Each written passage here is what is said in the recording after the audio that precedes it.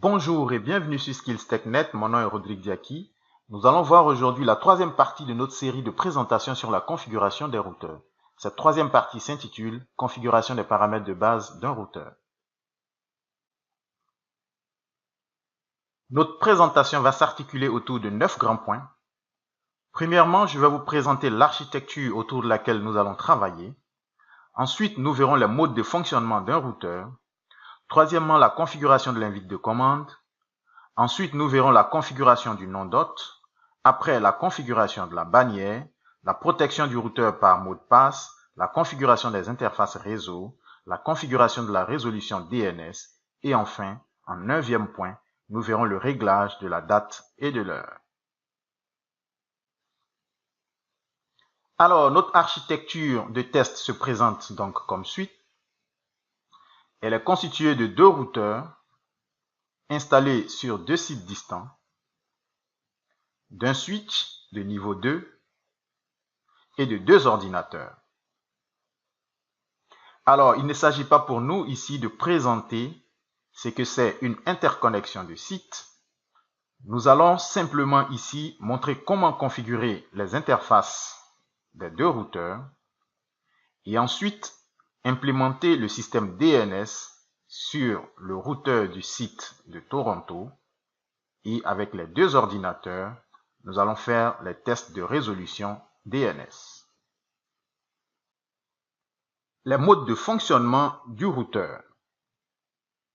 Les routeurs Cisco ont essentiellement 5 modes de fonctionnement. Le premier mode est le mode exec ou mode utilisateur.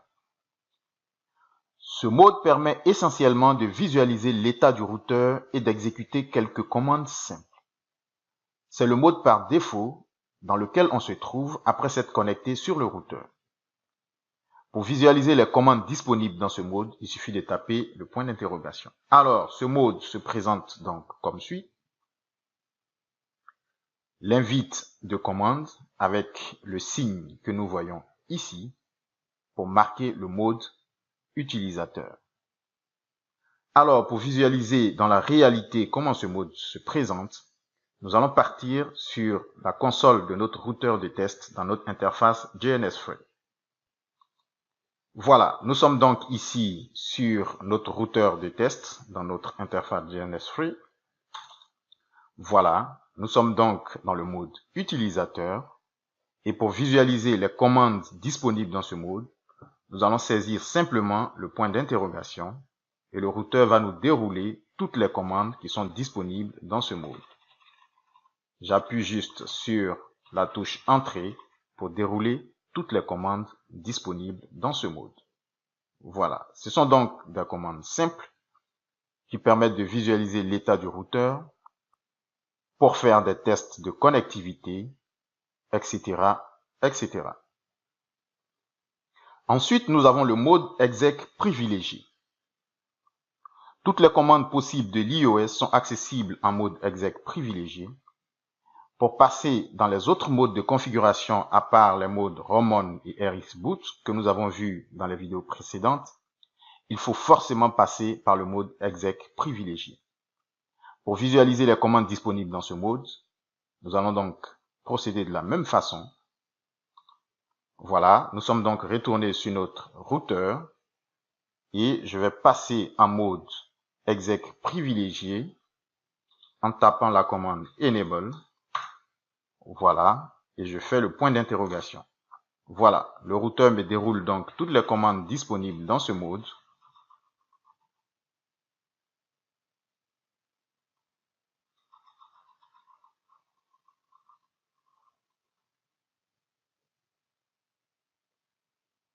Voilà, pour quitter ce mode, il me suffit de faire Exit et Entrer et je reviens dans le mode utilisateur. Nous avons ensuite le mode de configuration globale. Ce mode permet de réaliser les opérations principales relatives à la configuration du routeur et des protocoles de routage. Pour visualiser les commandes disponibles dans ce mode, il suffit également de taper le point d'interrogation comme nous l'avons déjà fait pour les deux premiers modes. Pour passer en mode de configuration globale, il faut taper la commande configure terminal. Je vais donc retourner dans l'interface de notre routeur de test. Voilà. Donc là, je suis en mode privilégié et je vais passer en mode de configuration globale. Je fais donc la commande conft et voilà, très simple. Nous avons ensuite le mode Roman Monitor. Ce mode sert au redémarrage du routeur suite à une panne système et à la récupération des mots de passe perdus. Aucune interface réseau ne permet d'accéder à ce mode. Il n'est accessible qu'au moyen d'une connexion physique directe à travers le port console. Pour passer en mode Roman, il faut appuyer sur la combinaison de touches CTRL plus pause au démarrage de votre routeur. Et enfin, nous avons le dernier mode qu'on appelle le mode ROM amorçable que nous avons déjà expliqué. Le mode ROM amorçable est un sous-système du système d'exploitation Cisco iOS qui permet au routeur de charger une image complète de l'iOS via un serveur TFTP en cas de problème majeur. Pour passer en mode RX Boot, il faut d'abord démarrer le routeur en mode Roman, changer ensuite la valeur du registre à 2101 avec la commande confreg, redémarrer le routeur ensuite, faire un reset à l'invite de commande et le routeur va redémarrer en mode ROM amorçable. Nous n'allons donc pas tester ces deux derniers modes parce que ce n'est pas vraiment l'objectif de cette présentation. Configuration de l'invite de commande. Alors, les routeurs démarrent par défaut en mode utilisateur, comme nous le voyons ici. Cependant, dans DNS Free, ils démarrent directement en mode privilégié. Et vu que notre plateforme de test est bien DNS Free, nous allons voir aujourd'hui comment configurer l'invite de commande pour permettre au routeur de démarrer en mode utilisateur dans DNS Free. Voici donc notre interface DNS Free.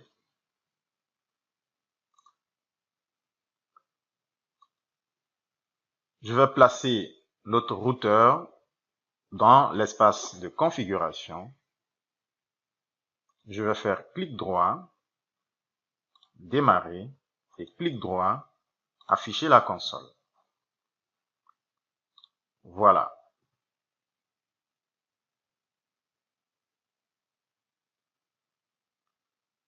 Voilà, notre routeur a donc démarré en mode exec privilégié, comme je le disais tout à l'heure. Comment faire pour que le routeur démarre donc en mode utilisateur?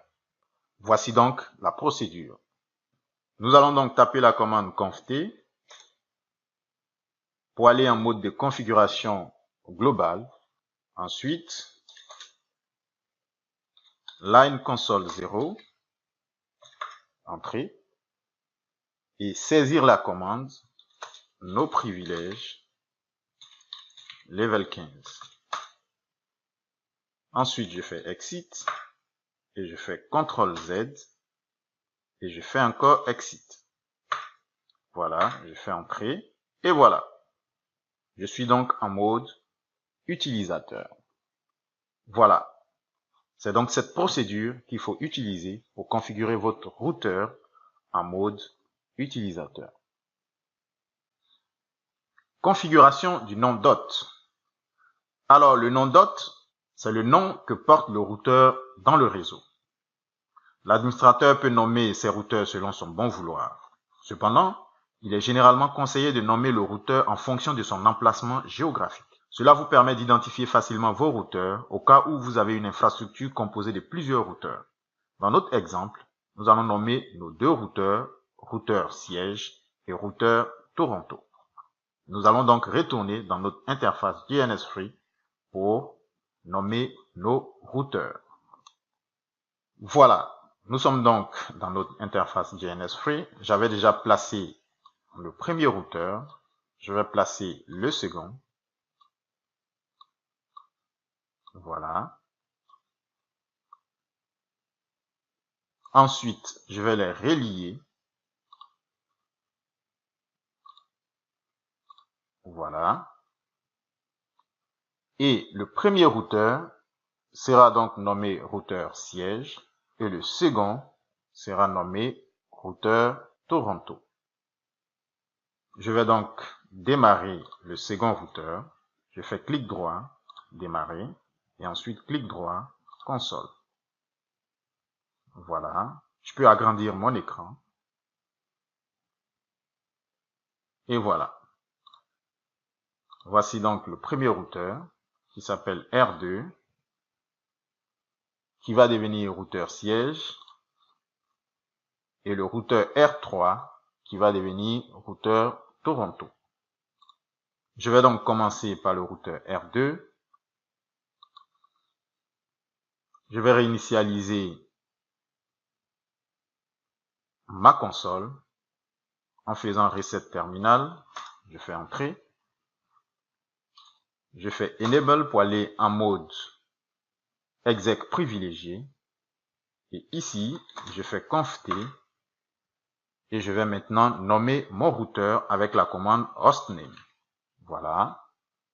Donc, le nom du routeur étant routeur siège, je vais donc taper routeur-siège. Je fais entrer. Et voilà. Je peux donc sortir de ce mode en faisant exit et j'enregistre les modifications avec WR qui veut dire write. Je fais entrer. Voilà. Ensuite, je vais nommer le second routeur.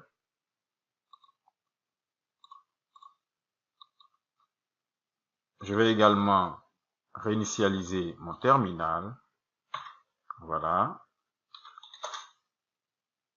Je vais en mode de configuration globale et je fais la commande hostname. Et je mets le nom du routeur. Je fais entrer. Je sors de ce mode avec exit et j'enregistre ma configuration avec la commande WR qui veut dire write. Et voilà. Mes deux routeurs viennent donc d'être nommés en fonction de la situation géographique où ils se trouvent. Configuration de la bannière. Une bannière est un message d'accueil qui est affiché lors de la connexion en mode console, telnet et auxiliaire sur un routeur Cisco. La bannière, aussi appelée message du jour, permet d'afficher entre autres des informations d'ordre légal. Dans notre exemple, nous allons donc afficher le message suivant. Attention, vous êtes sur le point de vous connecter sur un dispositif réseau sécurisé. Nous allons donc répartir dans notre interface DNS-Free et montrer comment configurer la bannière. Nous voici donc dans l'interface DNS-Free. Nous allons partir tout de suite sur le routeur Toronto. Voilà. Et nous allons configurer le message de bannière. Je vais donc partir en mode de configuration globale en faisant conft t et taper la commande de bannière. Banner mode avec un dièse à la fin. Voilà, là le routeur m'invite à entrer mon message d'accueil. Je vais donc taper le message. Attention, vous êtes sur le point de vous connecter sur un dispositif réseau sécurisé. Et je fais entrer. Et ensuite, je tape M pour sortir de l'interface de saisie de texte. Voilà, nous allons maintenant tester notre message d'accueil. Je vais donc répartir en mode exec privilégié. Voilà. Et je fais exit pour répartir en mode utilisateur. Et je fais entrer pour visualiser le message. Voilà. Attention, vous êtes sur le point de vous connecter sur un dispositif réseau sécurisé. Voilà, c'est donc ce message que le routeur va afficher à chaque fois qu'un administrateur va vouloir se connecter en mode exec privilégié. Protection du routeur par mot de passe. Cette partie est très importante parce qu'elle fait partie de la sécurisation de l'accès au routeur. Alors, dans le routeur, nous sommes capables de définir 4 types de mots de passe différents.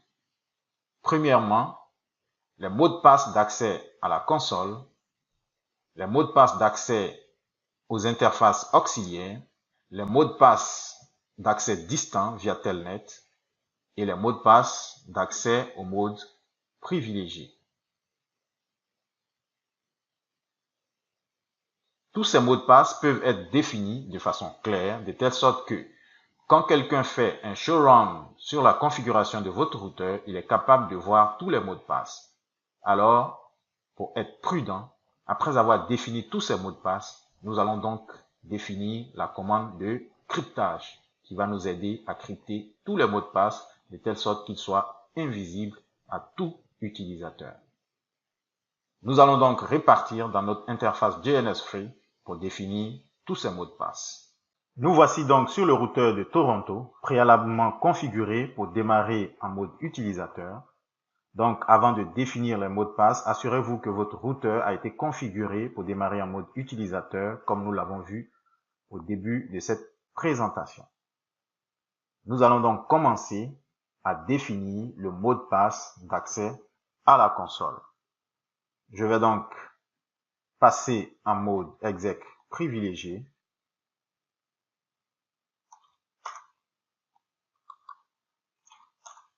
Voilà. Et passer ensuite en mode de configuration globale et saisir la commande de console.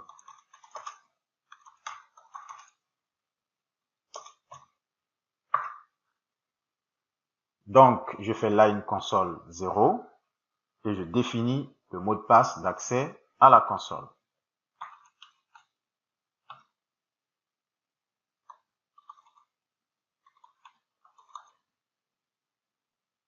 Je fais entrée.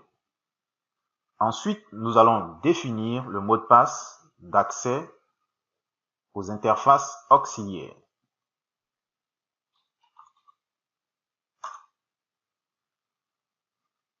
Je fais line AUX0 et ensuite je définis le mot de passe.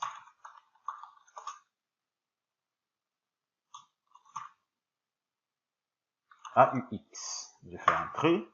Ensuite, nous allons définir le mot de passe d'accès distant via Telnet. Je fais exit pour revenir en mode de configuration globale et je fais line VTY0 à 4. Et là, je définis mon mot de passe.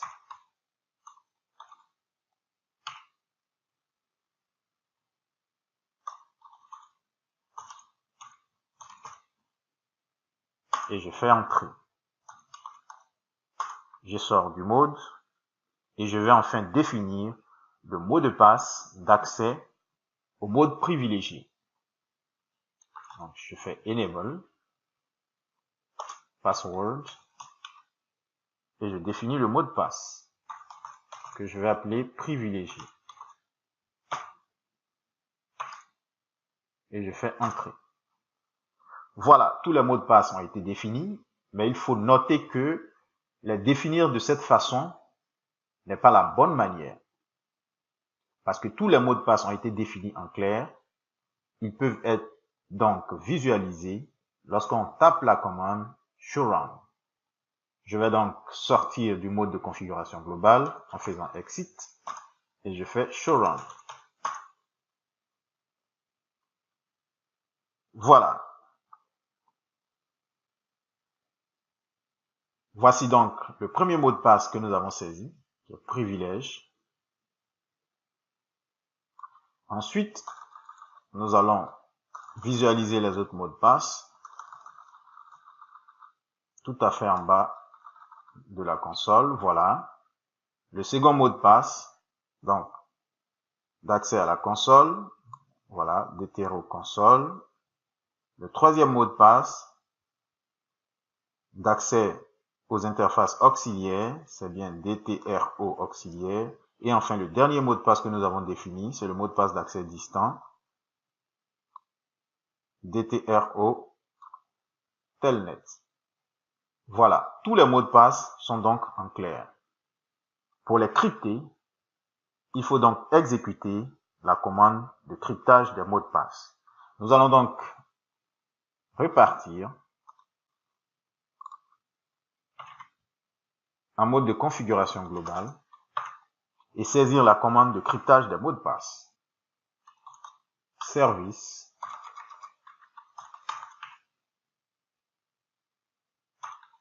Password encryption. Et je fais entrer. Je fais ensuite exit et je fais show run pour révisualiser tous les mots de passe que nous avons saisis. Voilà. Donc, le premier mot de passe, celui qui permet d'accéder au mode privilégié, il a été crypté. Ensuite, je vais plus bas. Le second mot de passe d'accès à la console, il est également crypté. Le troisième mot de passe d'accès aux interfaces auxiliaires est également crypté. Et le dernier mot de passe, le quatrième, qui permet d'accéder au routeur à distance via Telnet, également crypté. Configuration des interfaces réseau. Nous allons maintenant apprendre comment configurer les interfaces réseau sur nos deux routeurs. Nous allons donc répartir dans notre interface DNS-Free pour exécuter cette tâche. Voici donc nos deux routeurs. Nous allons configurer les deux interfaces qui se font face ici pour permettre aux deux routeurs de communiquer entre eux. Et nous allons ensuite configurer une seconde interface pour le routeur de Toronto pour la suite de notre exercice. Je vais donc me connecter sur le routeur siège. Voilà.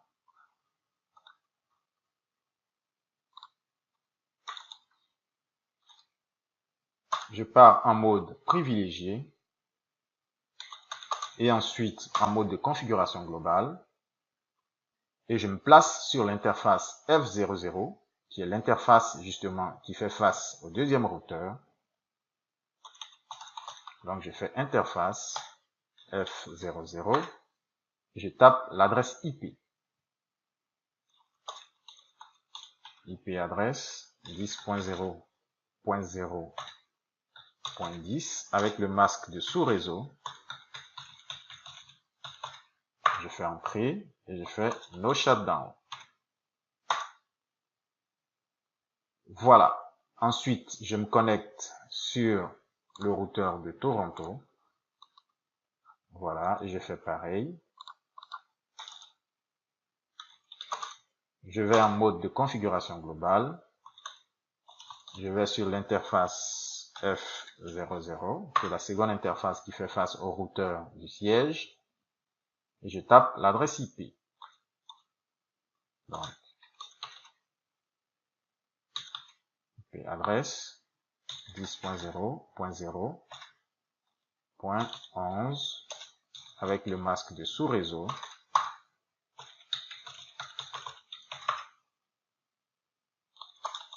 No shutdown pour activer l'interface. Voilà. Et je sors du mode de configuration des interfaces. Et nous allons faire un petit test de ping entre les deux routeurs. Je fais donc ping 10.0.0.10. Et voilà.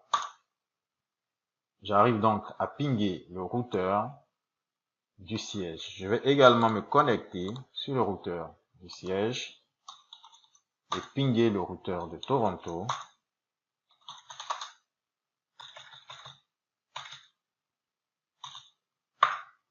Et voilà. J'arrive à pinguer le second routeur. Voici donc la technique de configuration des interfaces. Nous allons maintenant configurer la résolution DNS sur un routeur Cisco. Alors, vous pouvez utiliser votre routeur comme serveur DNS lorsque vous n'avez pas de serveur DNS dans votre infrastructure réseau. Ce routeur va donc vous permettre de faire la résolution des noms de domaine vers Internet. Nous allons donc dans un premier temps activer le service DNS sur le routeur. Ensuite, activer Domain Lookup pour permettre au routeur de faire la résolution de noms. Et après, nous allons configurer notre routeur avec des adresses IP de serveurs DNS publics. Et ensuite, nous allons tester la résolution de nom dans notre réseau. Nous allons maintenant repartir dans notre interface JNS Free pour ajouter les différents dispositifs nécessaires pour effectuer cette configuration. Nous voici donc dans notre interface JNS Free. Je vais ajouter un switch dans l'infrastructure du site de Toronto avec 2 ordinateurs. Voilà. Un PC Windows 10 et un second PC Windows 10 PC2. Ces 2 ordinateurs vont donc nous permettre de compléter notre architecture que nous avons montrée au tout début de cette présentation. Je vais encore revenir sur cette diapositive pour que nous soyons en phase avec l'architecture qui a été montrée au départ. Voilà, voici donc l'architecture que nous essayons de réaliser. Je viens donc d'ajouter les 2 ordinateurs que voici. Je vais leur affecter les 2 adresses IP que voici. Et la seconde interface de notre routeur de Toronto aura l'adresse IP que voici. Après avoir configuré le DNS sur ce routeur, nous allons faire des tests avec les 2 ordinateurs que je viens de placer dans notre interface JNS Free. Je vais donc relier les 2 ordinateurs au switch et le switch au routeur. Voilà.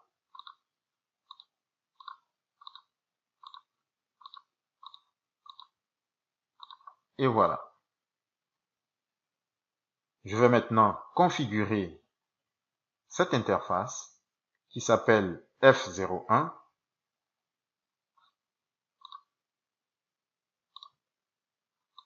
Voilà. Je vais donc en mode de configuration globale. Et je fais interface F01. Je lui donne l'adresse IP suivante. 192.168.0.20. Le masque de sous-réseau /24. Et je fais no shutdown. Et voilà.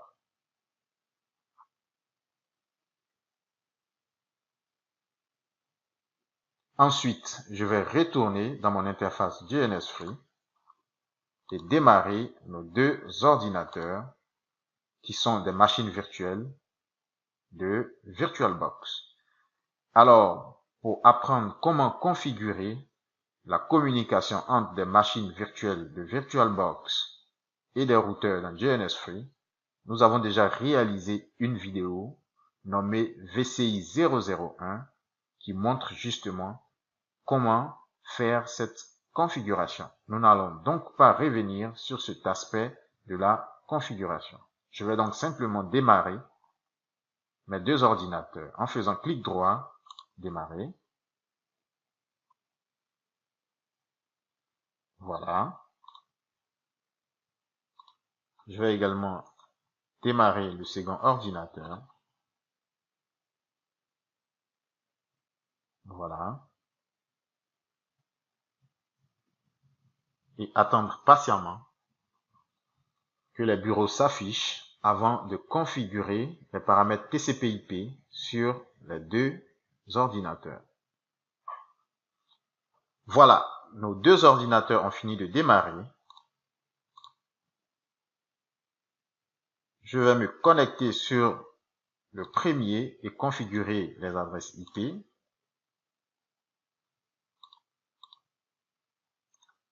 Voilà.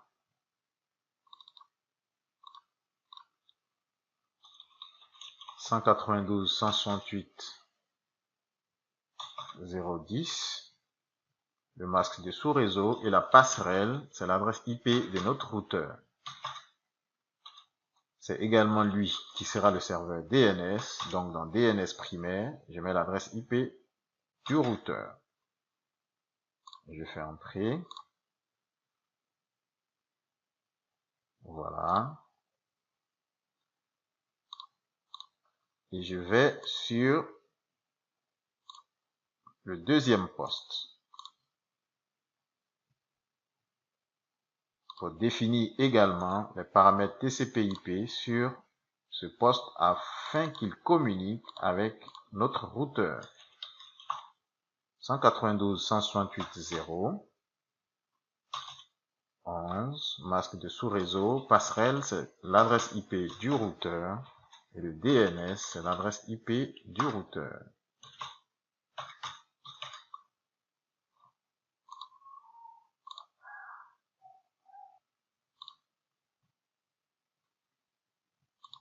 Voilà. Je vais maintenant faire un test de ping entre les deux ordinateurs et notre routeur.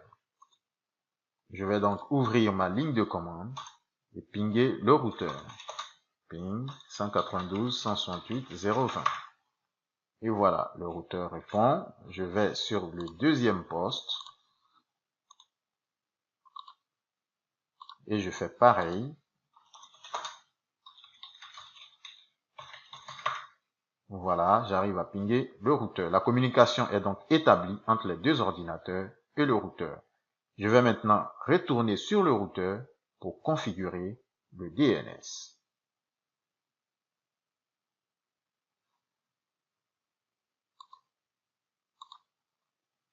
Voilà, me voici donc sur mon routeur. Je vais revenir en mode de configuration globale.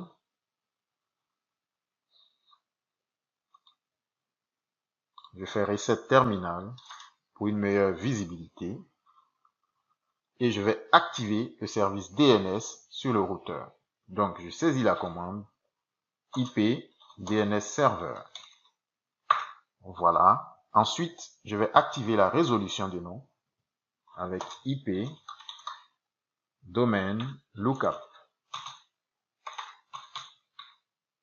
Voilà. Et je vais affecter des adresses IP de DNS public à notre routeur. IP Name Server, donc 4.2.2.5 et ensuite 4.2.2.6 sont deux adresses IP de serveur DNS public. Voilà, avec ces différentes commandes, je viens de configurer mon routeur comme serveur DNS. Nous allons maintenant faire des tests de résolution à partir de nos deux ordinateurs. Je vais me connecter sur le premier ordinateur et visualiser son nom NetBIOS.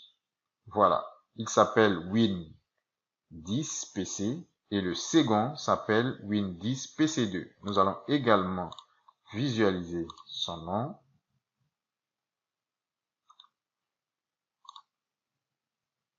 Win10 PC2. Donc, à partir du poste Win10 PC2, je vais pinguer Win10 PC. Si la résolution de nom fonctionne, je devrais pouvoir avoir une réponse de cette machine avec son adresse IP. Je fais donc entrer et voilà. La machine répond, ce qui justifie le bon fonctionnement de notre DNS. Je vais également faire le même test sur la seconde machine en faisant un ping Win10 PC2. Et voilà, le PC2 répond. Cela signifie donc que notre système de résolution DNS géré par notre routeur fonctionne parfaitement. Voilà, nous venons donc de configurer la résolution DNS sur un routeur Cisco. Nous allons maintenant voir comment régler la date et l'heure sur un routeur Cisco. Premièrement, nous allons donc afficher la date courante du routeur et ensuite ajuster cette date à partir de la commande clock set. Nous allons d'abord visualiser la date et l'heure courant sur le routeur et ensuite voir comment ajuster ces informations à partir de la commande clock set. Nous allons donc retourner dans notre interface DNS-Free. Je me mets donc sur le routeur de Toronto et je retourne en mode privilégié et je fais Show Clock. Voilà, voici donc les informations de date et d'heure que mon routeur m'indique. Donc, 0h55, vendredi 1er mars 2002. Je vais maintenant ajuster ces informations avec la date et l'heure courant. Je vais donc saisir la commande clock set, l'heure 18h, 7 minutes,